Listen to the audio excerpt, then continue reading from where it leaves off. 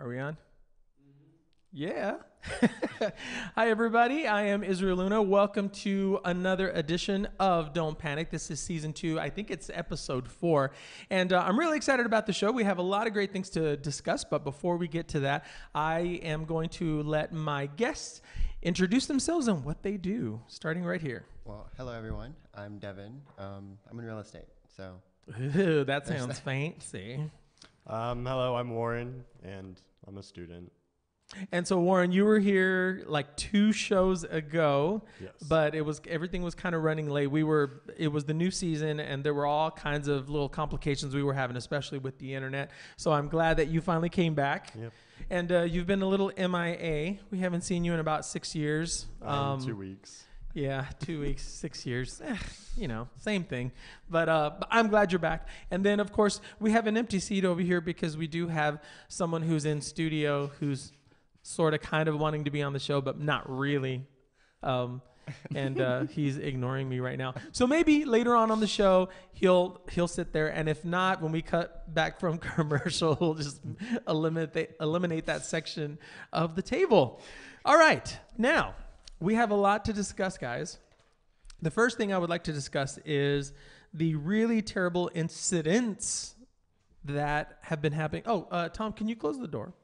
I heard like more of an echo than expected. The serial bomber that has been happening in Austin. So from what I understand, there were 6 bombs and 2 deaths. And that's not even including the multiple injuries of people. And it's kind of close to home, so it kind of made me panic a little bit because I thought that's not very far away. It's 3 hours from here, so let's just hope that something like this doesn't start happening over here. But the first thing that I wanted to ask you both is, shouldn't he be called a national terrorist instead of a serial bomber, and why do you think that is? well, personally, I feel he's been called a serial bomber because they don't want to. We already have like this weird rift with the nation as far as races go. And I feel like anytime it's a non-person of color, it's a mental illness or something like that. So they're not going to call him a terrorist, even though he is a terrorist. Right. So As the token white person on this show for this show, do you agree with that? Yeah, I definitely do agree with that. I definitely do think that what he said is true for sure. Because another thing that I noticed with the media, and I'll just call out Good Morning America, although I see Good Morning America every single morning, I noticed that the caption was serial bomber. And not only that, but they had a picture of him. Anytime he appears, it's a picture of him smiling. they're trying to desensitize everyone too. Exactly, desensitizing. And I remember when I was watching the news story, they had his mother talking about what a wonderful person he is, and then again calling him that title, and then having not only 1 photo of him smiling, but 2 photos of him smiling. And I thought, would this be the same if his skin color was darker? Definitely not. Mm-mm. Not Yeah. at all. So what about this needs to change? What needs to happen for this to be fair again? Well, if I feel like it's the older generation that's doing this. It's not us. Our generation we're very connected, regardless of where you look like or where you're from. But the older generation, they have this thing stuck in their head where they're still trying to separate everyone. And by separation, if they do it through the media, it just goes to everyone. It's like a mass separation. It's a mindset. They're like basically trying to twist your psyche and make you think, okay, well, he's smiling, he can't be that bad. Or, oh, he must have gone through something. Or I wonder what happened to him to make him do this. So for the person who's in charge, let's just say the producer of that segment at Good Morning America or whatever other show it is, do you think that person's racist and that's why they're doing this? Or why is this happening? I don't think that they may not necessarily be racist because they have to interact with other races, but it's the way that they want the media to be what do you call it, perceived. They don't want, to make somebody of their own race or whatever look bad. And so Isn't that the definition of racist in a way? well, you can be prejudiced, but if you're racist, you don't like another race. If you're prejudiced, you don't like. So, like, say I don't like people who eat chocolate chip cookies. That's a prejudice that I have. So if you eat that, I'm gonna like demonize you from because you ate that. Yeah. So it may not be racism. It's probably it's like an ignorant mindset So you're saying the producer might be just prejudiced but not racist. and very, very biased towards his own people. Warren, what do you think?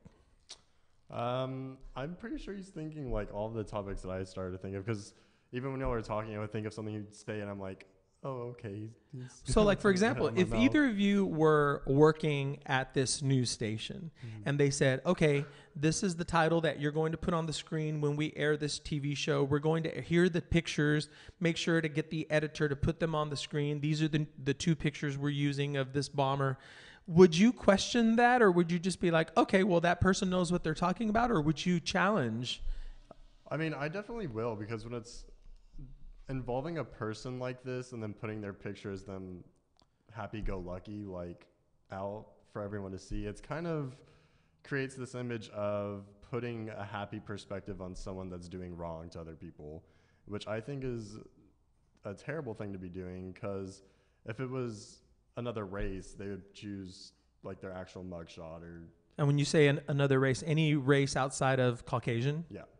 Yeah. I definitely do think there is a prejudice against other races compared to the white race when it comes to crimes like this, indeed. And the other thing is also is when they are, excuse me, when they're talking about this case, they have, okay, so you have this kid and he's smiling, and I also think to myself, please don't say his name, because some of these people's motivations are to go down in history where everyone's going to know their name and it's associated with this. And so the one thing that irks me really when something like this happens, especially when it's like a shooting of any kind, or in this case, a bombing, I wish the media would not say their name and possibly show their picture so we can know what they look like, but not say their name, because maybe that's what they want. Yeah, right. When you say their name, they gain infamy for what they've done. And it's kind of putting a kind of like idealistic view on it, because now they're up there with everyone else's faces, like their name's known, their face is known for what they've done. And it's not something that people who do stuff like this to other people should be known for sure. Yeah. Devin, what do you think? Right. Well, I think you're absolutely right. I feel that whenever you put their name out there, well, not only does it probably not gratify, it makes whatever his goal was. I'm sure it was, everyone to know who he was. So whenever they put his name there, it definitely helped him. Probably like an ego boost as well, because some people get off on things like that. Yeah. And that's not good. And you would think that the media knows this. Like, you know what? This person's motivated to do bad things because they want to live in infamy. And then the first thing they do is, he has been identified as blah. And then it's like, no. Well, you have to understand, whenever so it's a media's job to do things like that. Well, That's to what do what? It's to report the news and report terrible things. Well, but if they want more, Instagram followers or Facebook followers or whatever they want, they have to go to the next level. That's why TMZ exists, because they take it to the next level. So by saying his name, the first person to report his name, they were known as first people to report his name. And then I don't know if they would get less viewers if the public just didn't know this bomber's name. people want to know that. People would find out. Well, yeah, people. Who cares what people want? We're just the public, in a lot of ways. Yeah. People might. I honestly don't think that people are going to be clamoring to say, I want to know what his name is, because does the name really matter? Well, no. Look at what they so. did. I want to know the victims' names. Right. Yeah. I understand that. And have you noticed how many of the people that do the bad things, we know their names, but we don't know the names of victims? Right. That needs to be changed, and it needs to be the opposite of You're that. completely right. So I would say for all of the media outlets out there that are doing this story, or it's their job to report the news, that they need to evaluate how they do the story, how they need to be. They don't necessarily have to be completely politically correct. They just have to report the truth. And it is a touchy subject matter, because they might, in certain news stations, they might actually think, well, yeah, he's a serial bomber. But when you look at the big picture, I hope that they realize when they use that term and when they use national terrorist or when they just use terrorists in general. The moment you're not from the United States, you're going to be a terrorist. It doesn't even matter what you did. You shot a cat. You shot a dog. You're a terrorist because your skin is brown. Maybe some Americans feel that you can't be a terrorist if you're an American. Right. There is that mindset. There is. So, and that's almost true. But if your skin color's different, it doesn't matter.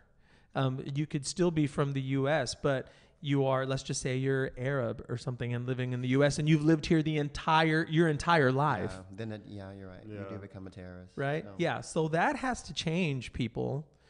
Yeah, and it was disturbing. But like I said, the biggest thing was the fact that they not only did that, but they chose pictures of him smiling. I'm sure they could have found lots of photos of him not smiling or holding a gun or something which would more represent, I feel, what he just did. You know, if there were no public record pictures, though, they could only go off what they have on the Facebook cover photo or whatever.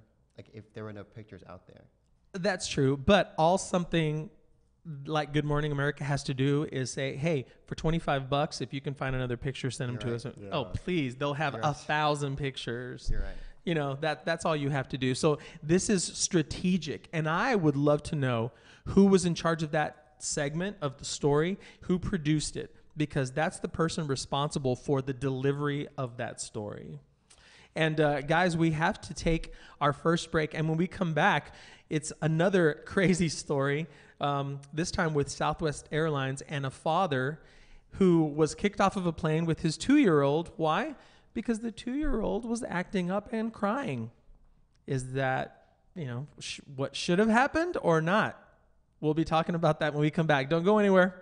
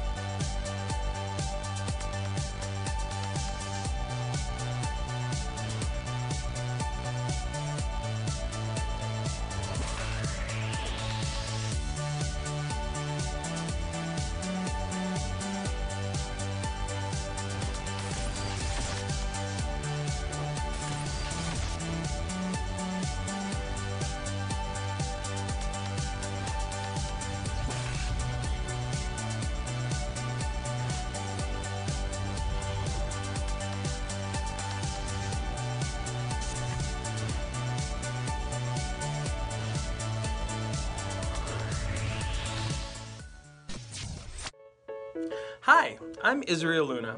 I've been a working filmmaker, editor, and writer since 2001. I've produced 10 full-length films, screened at some of the biggest film festivals like Robert De Niro's Tribeca Film Festival, and made deals with LA distribution companies, resulting in my films being in circulation nationally and internationally in movie theaters, digital formats, and retail outlets like Walmart, Best Buy, Target, and many others. It's been a crazy ride. A rough ride, but a very rewarding one. It feels good to wake up every morning knowing that filmmaking is my job. In saying that, remember, it is a job, but a fun one that I love doing. People have asked me many times, how do you do it? How can I make a living making movies? Well, it's not something I can easily answer because there are so many facets to it. And this doesn't just mean filmmaking. It's about making a living off of your artistic expression, whether it be filmmaking, acting, painting, dancing, or anything else you may be good at. Take what you love doing and monetize it. Which leads me to today. I've decided to begin a weekly workshop to help guide you through all of the ins and outs of making a living from your art and creativity. I'm here to lead you into being your own boss as an artist and creative, just like me. I'll do my best to have you live, breathe, eat, sleep, and most importantly, live financially on your creations and artistic expression. I'll see you there.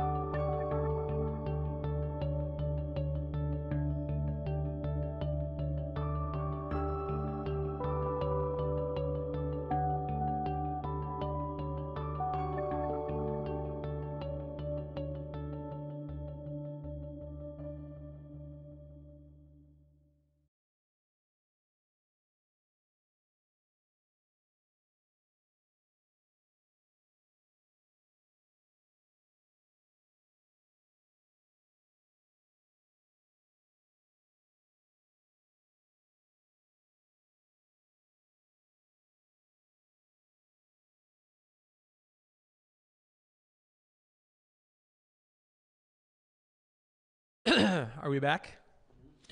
Hello, everybody. How are you? We just got back from commercial break, and if you are just now joining us, I'm going to have my guests reintroduce themselves and what they do. Hello, everyone. Again, I'm Devin, and I work with Keller Williams. So, Hello, I'm Warren, and I'm just a student. Can you tell everyone where you go to school? North Lake. North Lake. Now you can go and stalk him. And speaking of stalking, it's a good segue to let's talk about Craigslist. right, yeah. So, Now, I had completely forgot. So for those of you who don't know, go to Craigslist. I go to Craigslist for a lot of reasons. One is you can get free stuff. You can find maintenance people like ASAP. You can pretty much post for anything you want to. I promote yoga classes on there. I promote my life drawing class on there. And they also have a section called that's personal ads. And so they have men seeking women, women seeking men seeking men, everything that you can think of. Well, someone told me today that he and his friend were having a drink at lunch, sort of like a farewell to the Craigslist personal ads. And I said, "What are you talking about?" And he said, "Go to Craigslist and click on any of the personal categories." And I did, and one popped up. And this is kind of what it says. Let me pull that up really quick, because I took a photo of it and then I posted. Okay, so it says U.S. Congress just passed H.R. 1865, quote, FOSTA, which I don't know what that means, FOSTA. some sort of act. Seeking to subject websites to criminal and civil liability when third parties, or users, in parentheses, misuse online personals unlawfully. Any tool or service can be misused. We can't take such risk without jeopardizing all of our other services, so we are regretfully taking Craigslist personals offline. Hopefully we can bring them back someday. To the millions of spouses, partners, and couples who met through Craigslist, we wish you every happiness. So, Yes. Oh, and talk a little closer to the line. There you go. okay. Hello. Yes. I feel like that's a limitation on free speech. So what, we can't post what we want to post online anymore because somebody decided to use it for sex trafficking? That sounds really, really So bad. is that That's what happened. That was the reason? Yeah. So what was that story? What happened? People, sex trafficking is a huge issue that we have in the world, and people were posting their victims onto Craigslist. And it was basically like an extension of Backpage or whatever the website was. You know, the place you can go buy. So let's say I have Warren in a hotel and I have him there trapped against his will. Right. I'm going to Craigslist and posting his picture saying you can come and have sex with him, or I'll sell him to you. Well, or there's pricing available. That's Oh. what this is what the problem was that I think they just couldn't tax it. okay, at this point, can I say this sounds kind of hot? Sorry, Warren, but If Oh it was my consensual, of course. yeah. So Okay. the main issue was that people were paying for it. It wasn't because it was free, because in that case all hookup sites would go away. It was because that people would exchange money for sex, which is a huge issue if it's not done legally. So what I'm wondering is, what does that have to do with Craigslist? Well, Craigslist is where they posted it. They could post it for free, and there was little monitoring. Yeah, but still, that has nothing to do with the setup of Craigslist. The Well- format of Craigslist is doing its job. It's the user. So get rid of that user, ban that user. I feel like that's why they did it, is because they wanted to limit how people used it for right now as like a federal act, so that they can stop people from doing illegal things such as that on Craigslist, while they kind of like set up a system where they use like more law enforcement, I guess you could say, to. But what about like Tinder? Well, but they don't want to be sued.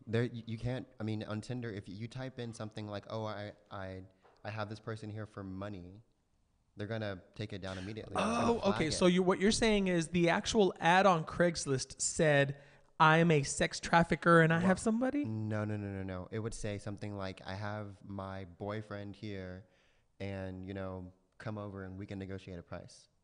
Things like that were being said. And whenever you try to negotiate a price for a person sexually, But that doesn't say to me sex trafficking. That means they have a fetish in their relationship. So Craigslist shut their system down to prevent sex trafficking from happening. So it hadn't. They So don't there wanna was no be incident. I'm sure there was incidences, but they were saying they don't want to be sued. The website could get sued by the victims. So what would the victims say Well, to sue Craigslist? Okay, Craigslist. It was a platform for me to be sexually abused. Yeah, but that has nothing to. It's almost like they're blaming this website when it's the person who is doing the actions, But and they're- they just happen to use They're just Craigslist. making it harder for the people to Yeah, find. they're making it harder for people to do it, so that a case like this doesn't come up to where they get sued. So what happens if I am this sex trafficker and I go to Tinder and then I'm swiping and meeting up with people, and then in the messages that we're giving each other, I say, "Now, I have this person over here." So- What's the difference? Because Tinder is like, it's monitored. Yeah, Even Tinder is even the monitored. messages, you could type a message in there, and if you put the wrong thing in there, your account goes inactive. Yeah. Like a personal message to the person? It's all. I mean, that whenever you click agree on the app, it pretty much tells you it's all being watched. Yeah, But Tinder's being monitored. but there's one on Craigslist too.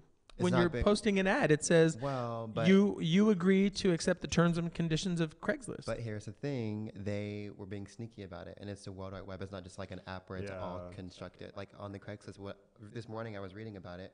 They would like disguise words or write it backwards or something Yeah, like I that. feel like when you have a thing like Craigslist that you could have a million different things included into a website like this, you can easily hide something under the table by changing the words to mean something else when you mean it to be something different. So let me ask you both this. Let's just say you both created Craigslist together. It took you 2 years to think of the concept, and you're like, "Ooh, a garage sale kind of website, but online," and then it becomes a hit. You get tons of people using it, 20 million a month, people doing this, and then there's a small percentage of people that are misusing it. Are you going to take out a complete category because of some idiot people? Well, I mean, what they're doing is they're shutting down the category so that they can create a system where they check it more frequently, so where they're able to monitorize what's being posted there. Because, because they definitely said they're taking it down, and they hope to see Yeah, they it hope again to in the bring it future. back. And with that, and when them saying we hope to bring it back sometime in the future, that means it's gone. They're I not don't going to think worry so. about it. Just like, because a few years ago they did that with escort ads. They had a category for escorts. Really? Yes. Oh, I guess. But didn't know because of the Craigslist killer, there was a TV movie made about it and everything. They took, because he would find it on there. Like he would post, I think he was posting it an ad. It may have been under the escort pages, or he was something, and then he was killing women. Well, I think once their network bandwidth usage drops, they're gonna have to do something, because I doubt people are going to Craigslist just for everything else. Right. So Well, you know, there's this love-hate relationship that I have with Craigslist, because I know if you just post an ad, for example, when I was looking for models for my life drawing class, if someone finds it offensive, they can easily go in there and flag it. Right. Craigslist doesn't even see my ad. Craigslist doesn't care. They just go to me and say, we're deleting because you offended someone. And that's it. When there are websites like Craigslist or other websites that only listen to the complainers, that's a bad deal for me. that is not good. Yeah. Yeah, it's not good, especially when there is no like quote trial or whatever you will, or hey, prove to me why we should keep your ad up. Like, they don't delete your ad until there's proof that you've done something wrong. Perfect example, there was a picture that I had of two friends of mine. It's one really beautiful buff black guy, and he's naked and he's standing like this. And there's a super white guy, friend of mine, that got behind him and put his hands and covered in the front. So it's like this. Beautiful picture. I put it on Instagram and I just called it hashtag black and white. They said, we are deleting this photo. Instagram did? Instagram. Why? And it doesn't, I'm not even showing anything. Like in the picture, it's hands covering his crotch. But what was interesting was the moment it was deleted, it showed me the picture and then it deleted. And the first thing was like a user that was like all butt shots. And you see his ass, and I thought, so I can see that person's ass, but I can't see this person's hands. I've seen a lot worse on Instagram. Yeah, but it was on Instagram, and they So, deleted it. Maybe somebody was offended that you said black and white, even though it's what it was. People are very just find a user and People block are them, move annoying. on. Like, you have to admit that. Yeah, so my point is, if I was running Instagram, if I was running Craigslist, I would say, if there's 100,000 people that are complaining about this ad or this picture, then yes, we're going to look at it, but we're not going to immediately eliminate it because one person thought black and white, that's terrible. Israel's post offended me. Instagram, do something. And Instagram sees the email and goes, yeah, we'll just delete it. You know, and they don't look into it. That sucks, honestly. It does suck. So I really think that, and because Craigslist did that, and now they're not only eliminating the men seeking men, men seeking women, all of them. Yeah, the misconnections are gone. So, of course, as a businessman, I think immediately, find a void and fill it. So if Craigslist no longer exists, it's going to be replaced by someone really fast. Yeah. And then Craigslist is going to be the new MySpace. You know what I mean? That's unfortunate. Yeah. So my wheels are turning on, hey, why don't I just do the sequel to Craigslist and just make it bigger and better? Because if somebody flags certain things, I'm going to say, leave it up. People are going to flag because they're pissed off, because they have other motivations, because maybe they see someone's ad that turned them down, so they're pissed off, and they're going, I'm going to spend the entire day flagging your post. Anything you post and I see it's you, I'm going to put. People do that. Yeah. And on my website, I'd be like, I'm not going to touch their ad. If you don't like it, scroll past it, bitch. That's what I'm going to tell them. So I'm considering doing something. I don't know what I'd call it. Obviously, Israel page or something like that. I don't think I'd want my name. No, why not? I wouldn't want my name. over the break, I will think of a good name. Okay, we'll come up with a topic for you, like a really, really good name for it. Yeah. So I'll have some type of name when we come back from break. But speaking of, we do have to take our next commercial break. And when we come back, we are going to talk about that Southwest Airlines incident that happened. But also, we are going to be talking about Amy Yu and Kevin Esterly, who are a 45-year-old and a 16-year-old who were finally found after there was an Amber Alert for Amy. That one's kind of juicy, and we'll be talking about that when we come back. Don't go anywhere. Hello everybody, Israel Luna here. I'm here to talk to you about my upcoming workshops that begin at the end of the month. They are going to be weekly workshops, and they're going to come in chunks of 4. And my goal with those is to get you to live financially off of your art and creativity. The first part is getting set up.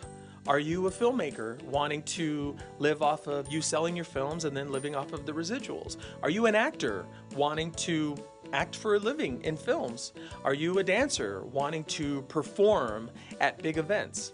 All of those are great. How do you get started? Do you have a website? Do you have business cards? What are you doing for exposure for people to know that you exist? All of those things are completely necessary before you even begin to promote yourself. So that's just a little hint of what my workshops are going to be about.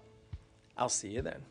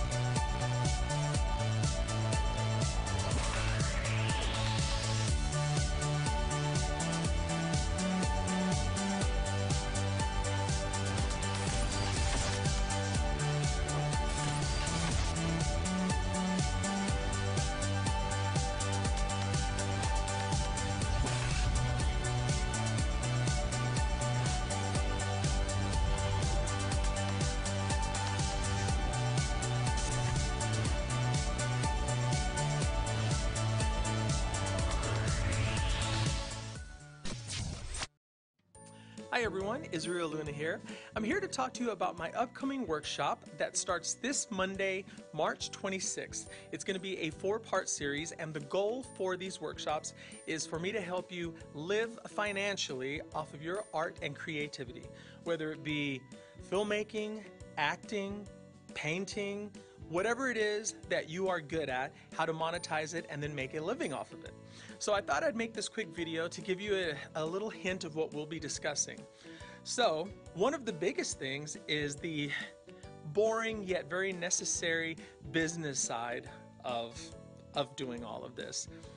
Will you be having to hire a small staff? And if so, what will they be doing? What do you need them to do? If someone contacts you about a potential collaboration, who will be writing up that contract? Who's going to be marketing you and your business? Is it you? What are you good at? What are you not so good at, where you might have to reach out to someone? All of these things are so important and necessary before you start your own business or start promoting yourself, you as your own business. I'll see you on Monday.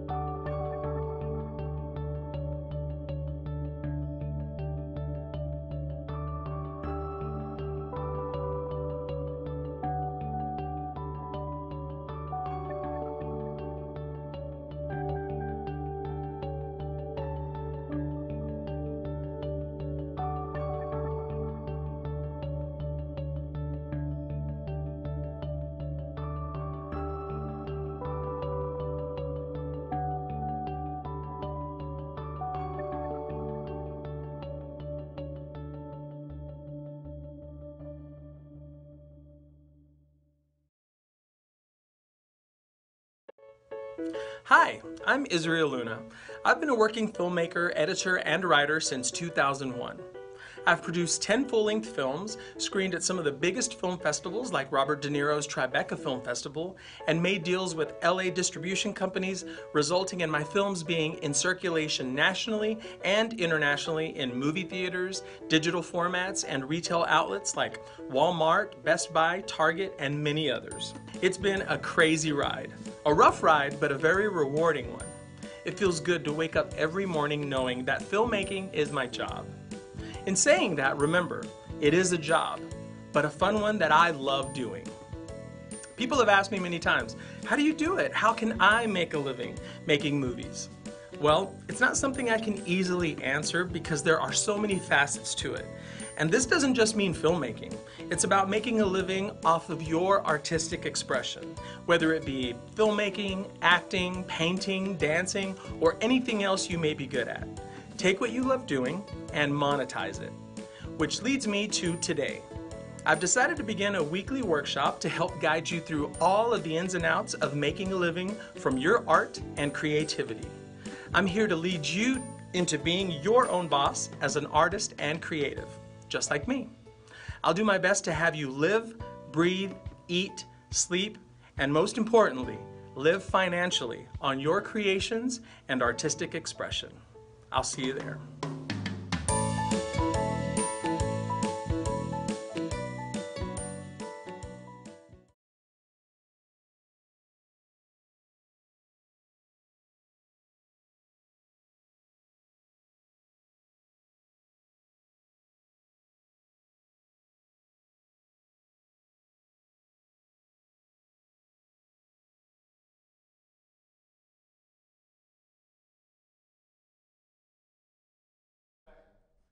Oh, we're back? Hello, everybody. Welcome back to Don't Panic. For those of you who are just now joining us, I'm going to have my guests reintroduce themselves and what they do, and we also have a new guest as well. So let's start right here. Hey everybody, I'm Devin. I'm in real estate. Real estate. So. I'm Warren. I'm a student. And I'm Tammy, and I'm a newspaper editor Yeah. for Dallas Voice, yeah. And the Dallas Voice Show is immediately after this show at 4-ish, as you like to say. Yes. And you can just go on Facebook and go to Dallas Voice, and you will see their live show right after mine. So, Tammy, we were discussing all kinds of fun stuff. Stuff and things. Stuff and things, yes. So the next subject that we have that you both are just dying to talk about, so we're going to jump right into that one, is 45-year-old Kevin Esterly and 16-year-old Amy Yu were missing. There was an Amber Alert for Amy Yu because she's 16, and she was missing. The person that checked her out was on the actual list of people that were allowed to check her out. Like check her out of school? Out of school, and Amy actually added him too. He wasn't even a relative, and then they were just both gone. He's married and has 2 children. Is this the one calling his wife from jail? Oh, maybe. I don't know. Did they find him in Mexico? Yes, that's it. Okay, and then his wife's like, that bitch is calling me from jail. Want me to come get him? I'm like, no. I didn't think know that's that. it. Oh I my think God, that's yeah. the same one. So they found them. This was within the week. They weren't missing for way too long, but so then they find them, and then let's see. Oh, so Kevin's wife Stacy says that she saw red flags early on because they were starting to hang out more.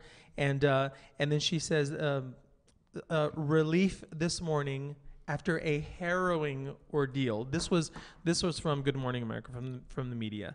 And so what I want to discuss is she was 16, he's 45, they're found, and now he's in jail. As well he should be. Because she's underage. So yes, you want to say something. Well, I feel like love is love. And when I was 16... I've always had a type.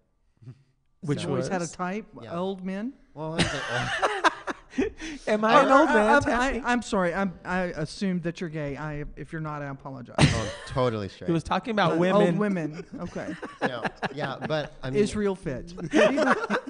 Yes. I feel like love is love, and you Yeah. know at a certain age.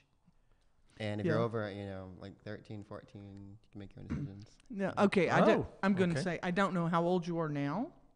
You're in real estate, so I assume that you are not 16. No. But as a parent, Oh. okay, who has children. Mm-hmm. I know about his age, and probably not too far from your age. 23. Yeah. Yeah. My oldest son is 21, going on 22, and then I've got an almost 19-year-old. Next month, 19. Okay, so they live at my house. Okay, neither one of them has a driver's license. Oh. Okay, they're both college students. They're smart kids. They're smart kids, but in having been 23 myself, a minute ago, Just a couple years ago. yeah. And not being 23 now, I'm going to say that a lot of times you think you know what you're doing, but you're making some really bad decisions. Okay. Well, I still feel that way at 45. Oh, hell, so do I. I'm 57. I make a lot of Yeah. bad decisions. But I usually know going in, oh, this is stupid, and I'm going to regret it. But when you're younger, you don't have a range of experience that you're going to get, okay? That's true. And my wife, my spouse, is 8 years younger than I am, okay? And at 57 and 49, that 8 years is not that big a deal. We've kind of evened out. I quit growing up, and she's still growing up. Mm-hmm. She's getting more mature, and I just kind of in a holding pattern Yeah. at probably about 25.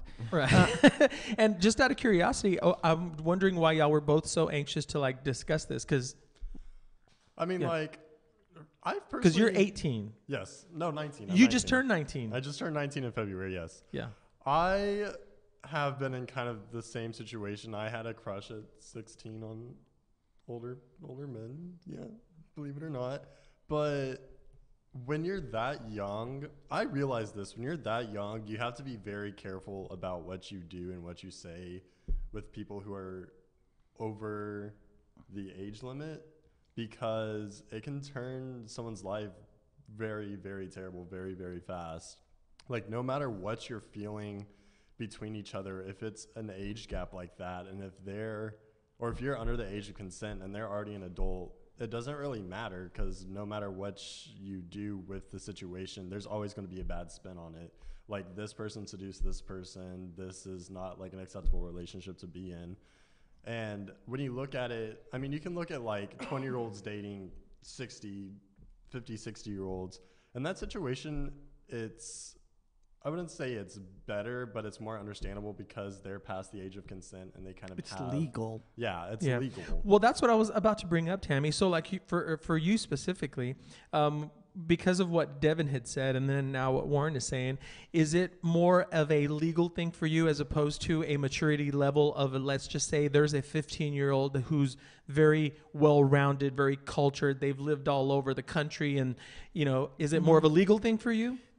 Obviously, there's the legal aspect, Mhm. and anyone who is over the majority age who is involved in an amorous relationship with someone who's not of age, that's a legal thing, and that's not up for debate. That's just simply a legal thing. Yeah. And if you are, and I'm pointing at you because you said when I was 16.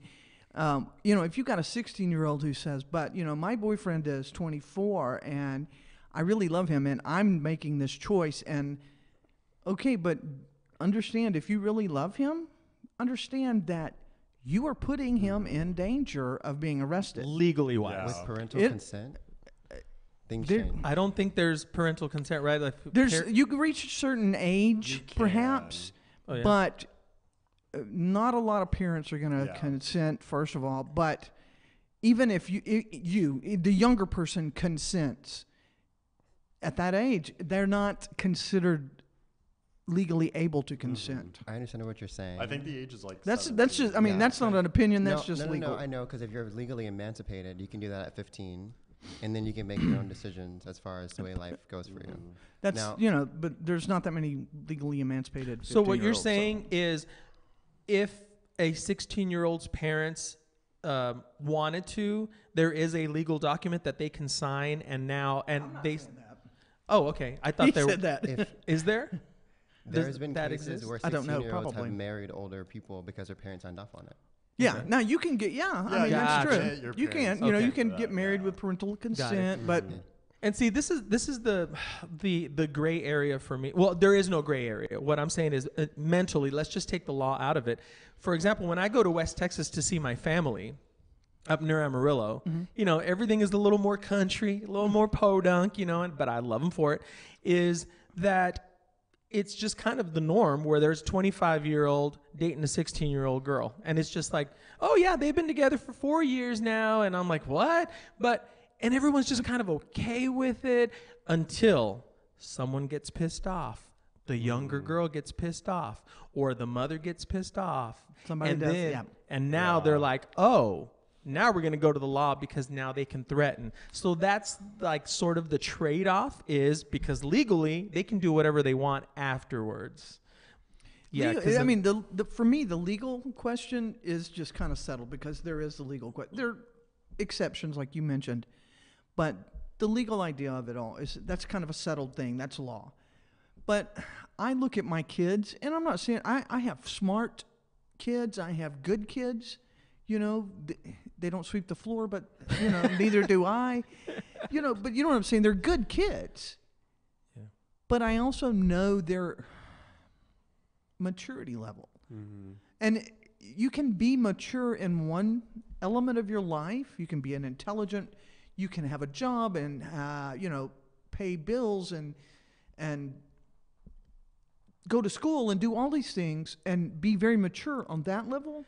That doesn't mean you're emotionally mature. Well, now and that's not a discussion to have with younger people who don't feel that way, because I think I'm mature. Well, you know, let me play devil's advocate for a second, because I wrote a script called Consent about a younger kid being attracted to and actually messing around with a much older man. And what inspired me with the story was, I don't know if you know him or not, but Willem Belli, who has been in 2 of my films and was also on RuPaul's Drag Race, an internet celebrity and very talented. Movie actor. TV has actor. Done lots of TV, movies, everything. And he, drag queen, and he said that he knew at 12, he was messing around with older married men with kids at the water park because Willem said, oh, I knew then what I liked and I went for it and I was the one that instigated everything. Now, of course, you know, now when you talk to him, he doesn't regret anything. He's like, oh yeah, I knew then and I know now and there was no big change. So you have people like that now, were they mentally ready? I don't know. Emotionally, yeah. But Willem did go and pursue these men. So I think that's kind of what you're talking about. And then I'm gonna say this: as much as I like Willem, I don't want my kids to be Willem. Right, you know, right, I don't. Yeah. I mean, Willem is a very special case. You cannot. Yeah. But I think that's what you're talking about when you say. I mean, Willem when they grow up. I don't want to be right. I don't want to, you know. What I'm saying is, in certain countries. Not that I have a problem with drag queens. Sorry. In certain countries, the age of consent is 14. In certain countries, they marry 10-year-olds to old men. I meant like the Western developed world. Yeah. We're talking about like France and the UK. Is it really? Hmm? And it's true. It's true. There's you know, age of consent is very different in different places in different cultures. And because people do advance differently. Like here, everyone is sheltered until you're. I mean, you live home when you're 20. Yeah. Whereas we can only hope. Whereas in other countries, you're working at 15, you're graduating high school at 16, and you're an adult at 17. So it just depends on where you are. I mean, exactly. The drinking age here is 21. So, Canada, you can buy a gun and go to war when you're 18. Yeah, right? Yeah, so that is true. And just for a second, what spawned, of course, this conversation is this couple, the 45-year-old and the 16-year-old. You know, if that was my daughter, yeah, Mr. Man better run. Yeah, I don't play that with some old man missing my child. You know what? And that's a good point. It's funny because I was thinking of the 45-year-old because I'm actually 45, and on the news story, I was just watching their story, and it showed his wife. And you know how sometimes, and this might be judging a book by its cover, but you see certain people and you think they just give off a nice energy. And then you see others and they're like, okay, that person's a bitch, and they have no friends. That's what she looks like. And so she she of course was not happy, and she's with the kids, and now she's of course threatening divorce and everything, which she ain't gonna get a divorce. But you see him, and he's kind of handsome, and then you see her, and I think, if it was happening to me, if I was in her shoes, I wouldn't immediately think, I'm going to divorce you. How dare you? I would think, why did he take these actions with someone? What's going on at home? Right. What is he not happy about? What is going on? The fact that she's not 16?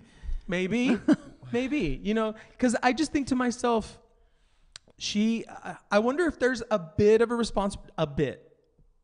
responsibility of the home life as well. What caused him to go after this 16-year-old? I kind of feel like when you're 16, that's kind of when you start developing all these feelings. Because when I was 16, that's when I started to like do my experimentation and kind of get into what I like now. And I feel like when you're 16, with somebody who was over 17? Yes. So okay. I kind of so feel you like were putting them at jeopardy at that moment.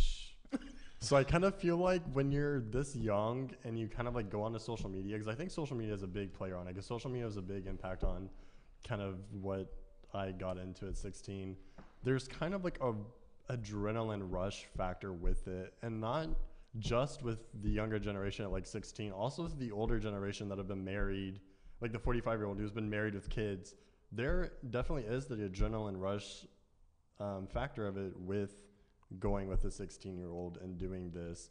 And usually when you get into situations like that, you're not the smartest you that you can be, because you're not thinking about all the consequences that can go on with it. And I definitely think that was a giant factor with this kind of situation right here, was the adrenaline going on. Yeah, that makes sense. Kind of her development into what she was doing, not really thinking responsible about it. Gotcha. And that is a good segue for our next topic after we come back from break, because I know that there is a convention that you talked about, Tammy. I'm gonna have to look it up while on break. And we'll look it up on the break, where it's like a sugar daddy and sugar baby convention where you get to meet each other. Yep. Yeah.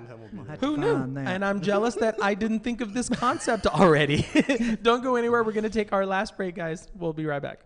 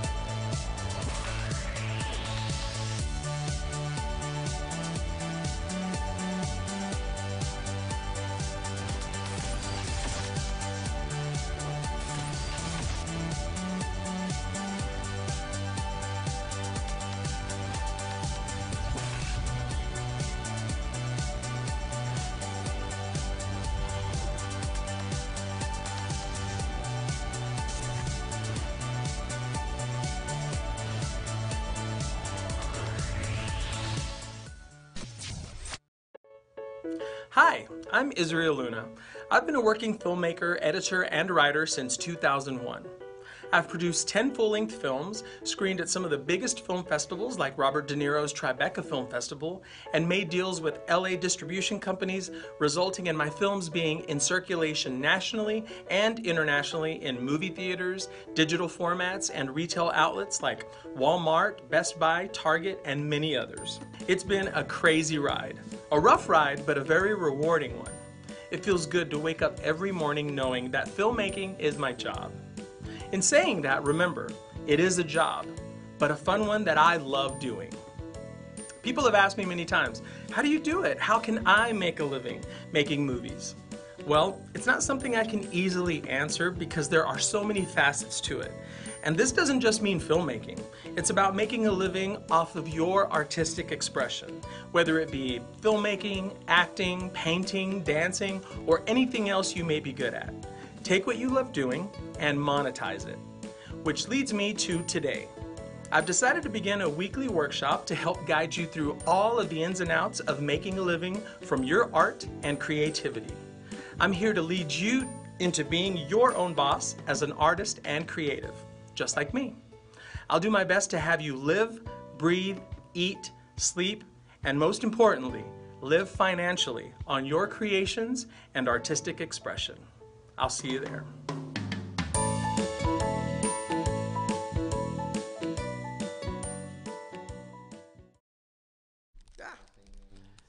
Hello, everyone. How are ya? Israel Luna here. Thanks for joining us this evening. So we were talking about don't they call it like March-September relationship or something like that? Like the older person and a younger person together. There's a phrase for it. Do you know what it is? Something December. Yeah. But it's not March. It's like May-December May, romance? December. May-December May-December romance, Yeah. yes.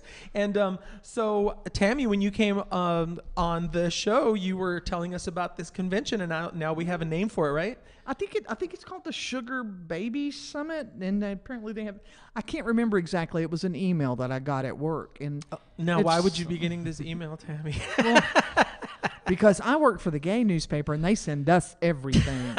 So, Sugar Baby Summit. So, I guess the first thing, my first reaction to that is Sugar Baby Summit, not Sugar Daddy. So that means the apparently younger ones There's are in Sugar Baby They're conventions. Sugar conventions. sugar conventions. Just everybody goes. It kind of gives the impression that the younger ones are the ones more in charge. Like it's for you, and then there's like the sugar daddies there walking around. Maybe they have I don't workshops on how to get know. a sugar daddy. I think Maybe. that may be what it is, They and could there's have some that are like, I don't know if professional sugar is really the word for it, but I got that impression from the email. connoisseur. It's like you have these who are experienced in being sugar babies, and they're gonna come along and help you if that's what your aim is Yeah. to be a sugar baby, and then maybe they have sugar daddies. So we need that passes teach. so we can go. We'll do Tammy, can we private cover it? Can we investigator. cover it? Let's see what Yeah. we can do. I think it may be somewhere where I can't afford to send you, but Well, because we have early 20s guys right here. We have a 45-year-old. So let's just say, so if I'm walking around and you're wanting to be a sugar baby, I'm wanting to be, let's just say, a sugar daddy. Are there certain rules that you see in somebody wanting to be your sugar daddy? Because I know I have rules about what I expect from my sugar baby. I would. I know I Yeah, would. I think I would as well. Yeah. So, girl, first of all, you're gonna sweep the floor. I wonder if there are also sugar mamas and There definitely It's are. sugars, but see, that's the thing that was the impression. And like I said, I didn't have time. I was busy. yeah. Because I have a job. We'll look it. We'll look it up. We'll look it up. So, do you have Yeah. qualifications? Do you have a What would you want? What would a you look laundry for? list? I mean, I would just like want someone that's attractive. I mean, every time that I That's already gonna be a no-no. Usually, sugar daddies are I know, not super. I know good. the- Okay, but I get it. I know the look of sugar daddies. It's Yeah. why I'm straight away from that because that's not. I mean, if it's Beer belly and a speedo and a cigar. And Woo, flip flops baby. with socks. Yes, no. black socks. I'm kind of thinking that like the more embarrassed I am of like us being seen with each other in public, the more I'm like wanting, I guess. 'Cause it's, The more embarrassed you would be to be seen in To be public, seen in public with that the person. bigger that wallet needs to be. And what's right? funny is the Sweeter sugar, that sugar. the sugar daddy's gonna want to take you places Yeah, to show you off. off. Your so I'm trophy. I'm gonna need a big paycheck. A big. Well, So that's two: Paycheck. attractiveness, and then being able to pay a lot. What about you? Like your first two? Emotional security. Ooh. I need to know that I'm the only one if we're gonna be mine. So you're gonna be the high maintenance one. Oh, for sure. Yeah. But For some reason, I'm not thinking emotional security is high on that list Yeah. at the sugar if convention. I'm gonna, well, okay, yes, I said sugar daddy. I'm thinking of a marriage mindset. So That's But that's different. good. That's well, good. you know, some people marry their Yeah. sugars. Oh, I yeah. believe. Especially Sure. when you're but- together forever. Yeah. Yeah. Because then care happens. But okay, but let me ask you a question. So, when do you outgrow being a sugar? well, you never do. If he's like 20 years older than you, he's gonna be 8. You're gonna be 60. You'll Yeah, but he gonna die eventually for you, and then are you still Well, sugar material? no, then you take on a sugar. Yeah. A big sugar but then baby. you got to have the bucks to yeah, be you the ride daddy. on huh? the sugar. So. Well, I mean, because that's a good question because I have a friend. He's probably watching right now. What's his who name? I've known Tanner. Tanner, hi Tanner. So Tanner, ever since I've known him, he's the reason that I actually moved to Dallas. He was my best friend back in my hometown, and then he convinced me to come and visit him, and then that's when ta-da, everything happened. And I'm like, oh my God, I love this world. When I made you famous. Exactly. And so he's always been sort of the trophy boyfriend. He always wants to be the pretty one. He doesn't want to work because he's lazy, but he wants to get Botox and he wants to get his butt injections, his calf injections, his chest injections, and just be that pretty boy, right? Okay. Well, I'll pass on that. he had always been with men who just kind of supported him. And I kept thinking, what happens when you're no longer 21? When you Well, ain't he's in supported. his 40s now. And he is living in this big house. His man is beautiful. His man is handsome, attractive, built, works hard, makes tons of money. Now they adopted 2 children. Wow. And he's just playing the mom. And so I don't know if there's an age limit to not be sugar daddy. is his partner, but because by this time they live together and they have children, they're partners. They're not. Correct. Right, yeah. Yes. Is his partner significantly older? Yes. Okay. I think there's a point to where once you like promise yourself to each other like that, it's no longer like a sugar baby, sugar Just a daddy relationship. It's just like a It's just relationship. a May, is. December Yeah. romance. Yeah, then. and it is. yeah. What I'm saying is he has no plans on working. He's just going to be not that taking care of 2 kids is not work, because it is Right. work. Yes, it is. But he does not have his own job, does not have his own money. Wow. Outside the house. I mean, I No. feel like Right. if your spouse is okay with it and they make enough money to support your family, then I mean, go for it. I think the whole thing is nothing in life is free. So That's true. even Well, if You're with paying some- something somewhere. Well, so aren't now you? let's get to the sugar daddy part. Okay, so if I'm at this convention and I'm walking around, I have a couple of requests as well. One of them is you have to be attractive. Okay. And I I think, think that's Yeah, it's required like- of yeah, it's sugars. like a- Yeah. Why do I get an X on attractive, but when you say it, it's automatically okay? Well, because it's different for the sugar baby Oh, because yeah. you have a lot more benefits to the relationship. Well, A lot more. I mean, Yeah. the sugar Yeah. daddy does as well. But there is Well, a little give and take. There are different kinds of benefits. Yes. And the other one is, we're going to have plenty of sex. A lot of sex. I mean, I also, wonder like, though how much that is. right. like once a week. attractiveness. No, more than that. No, yes. I mean, like, if the sex is like Oops, really, sorry. really great, Right, then gotta I go. mean, just Got our go ahead, keep doing it like every single day. And We've got our I'd be 20-minute down break with here. that. We've got to. Israel's got to uphold his contract. That sounds Yeah, because I painful. mean, it goes both ways, and so you would have to sort of be like the trophy boyfriend. So whenever I'm in the mood, you just kind of have to say yes and be like, yeah, because I'm going to be providing you with emotional support, with financial support, and you're also going to be, in a way, my trophy boyfriend that I'm going to be proud and want to show off to all of my friends. But when we're not around people and we're at home by ourselves, we have to have a connection. There has to be good chemistry. makes sense. Yeah. I feel as well, because I know there are some people who want to be sugar babies, but they just want to sit back and do nothing and just look pretty. And You gotta like work you for say, that money. nothing's Nothing is free exactly. in life. But I'm wondering, I got the impression from this email that this is all very regimented. Like there may be some contracts workshops. involved. Contracts. Oh, yes. What? You know, Definitely are. I have And this, heard I'm of going to stuff like provide that. this for you, and you're going to provide this for me. And this Yep. is not about we're going to go off and live in our mansion together. This is like you've got this, you know, WERQ. you've got your wife over here and your children who are probably my age. Wait, what? You know, Oh. that's a whole nother level to this sugar baby, sugar daddy thing, especially for.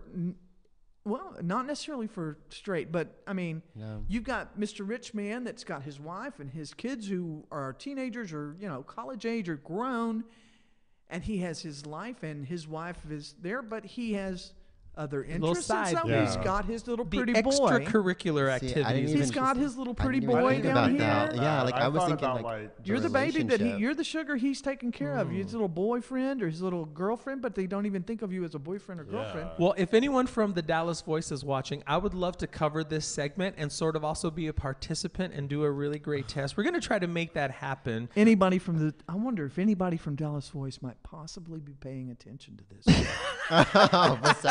They probably know about the convention. Some people. You know, you know what? If it's here, I would see about it. Okay. I would. I'll have to find that email, but I don't know that it was here. And so yeah, I'm not sending you to New York. I'm sorry. We'll figure something out. Guys, we're going to cut to our last break, and then we're going to close out the show. Don't go anywhere because the show is not over yet. Yeah, that was the part of it I was thinking.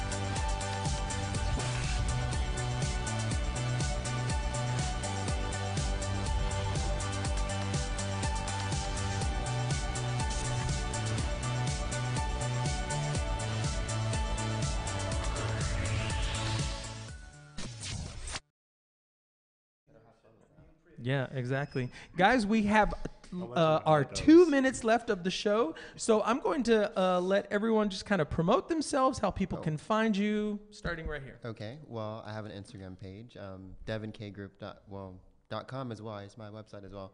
So I'm residential, apartment locations, leases, things like that. You're going to be a sugar daddy. Work on that beer belly though. Okay.